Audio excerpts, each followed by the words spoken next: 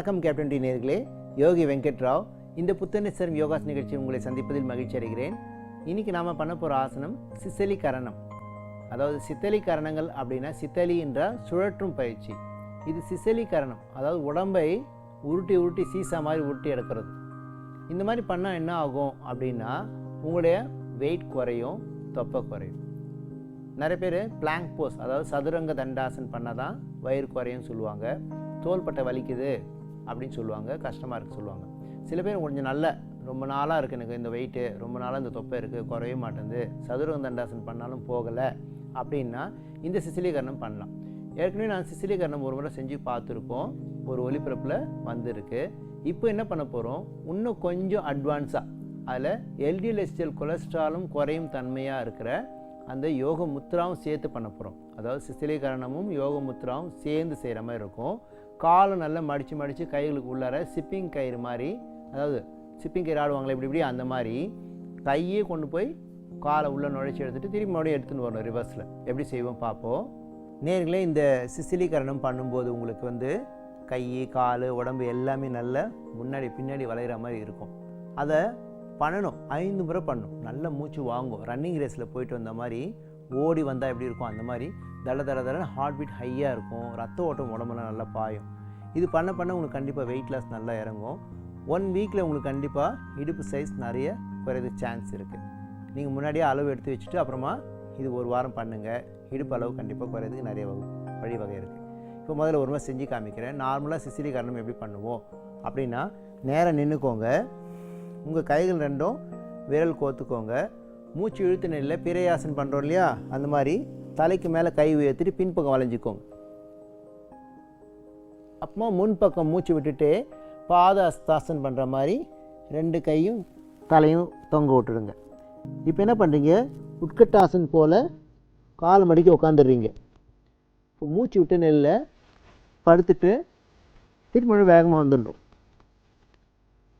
திருப்பி காலை மட்டும் மடக்கிட்டு கை தொங்க விட்டுருக்க.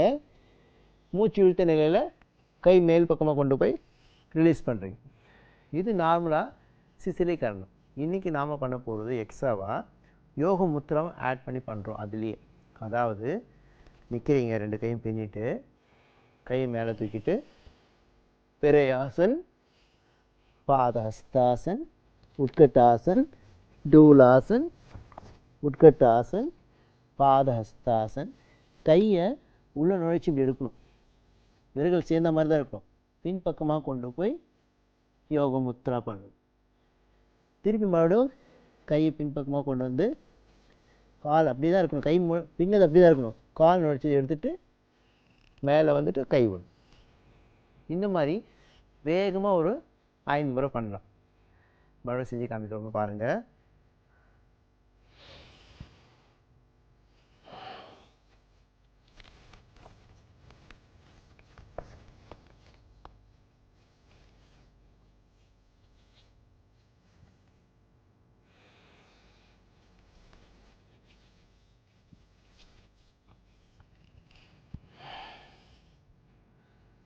இப்போயே நான் ஒரு 3 முறை பண்ணிட்டேன்.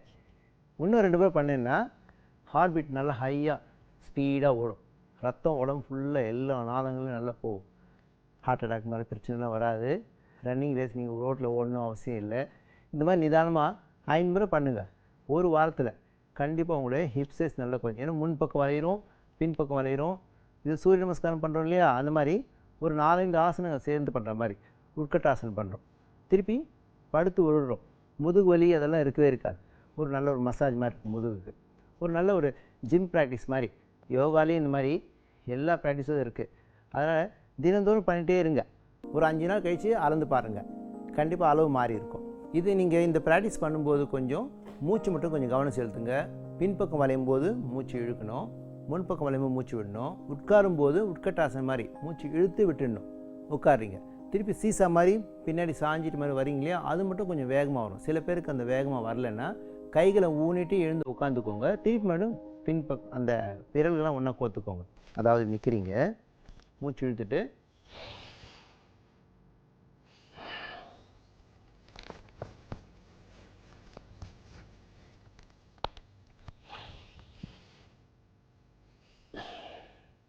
இந்த மாதிரி ப்ராக்டிஸ் பண்ணுங்கள். நல்லா பழக்கமான பிறகு தான் நீங்கள் அந்த யோக முத்திராவை ஆட் பண்ணிக்கோங்க.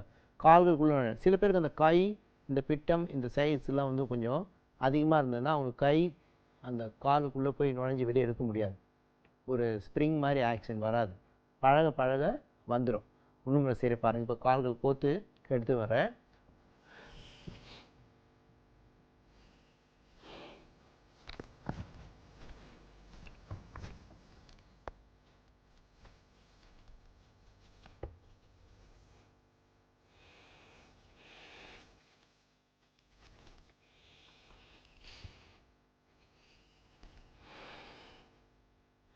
கொஞ்சம் வேகம், ஒரு ஸ்பீட்.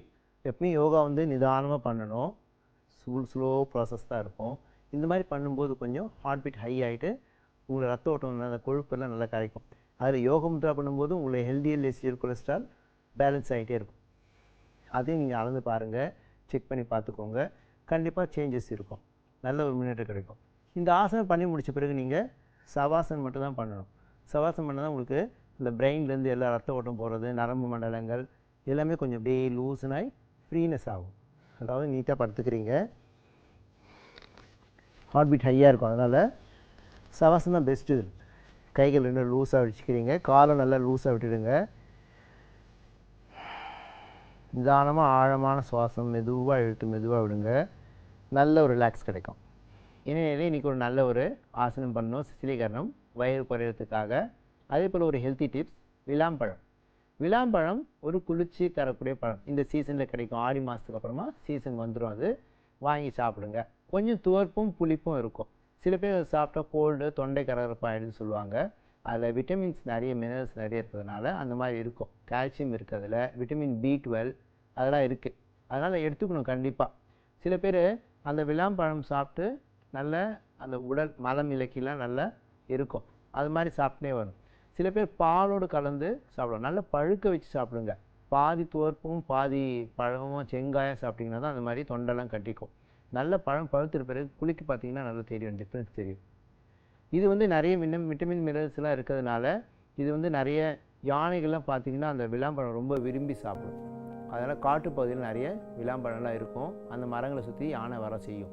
ஆனால் நீங்கள் நாட்டில் பழத்தில் விளாம்பழம் சீசனில் மட்டும் வரும்போது வாங்கி சாப்பிடுங்க. உடம்பு குளிர்ச்சி வச்சுக்கோங்க, ஆரோக்கியமாக இருங்க. என்ன நல்ல ஒரு ஆசனம் பார்த்தோம், நல்ல ஒரு ஹெல்த்தி டிப்ஸ் பார்த்தோம். மீண்டும் நாளைக்கு இந்த புத்துணர்ச்சி தரும் யோகாசன நிகழ்ச்சியை சந்திப்போம். நன்றி, வணக்கம்.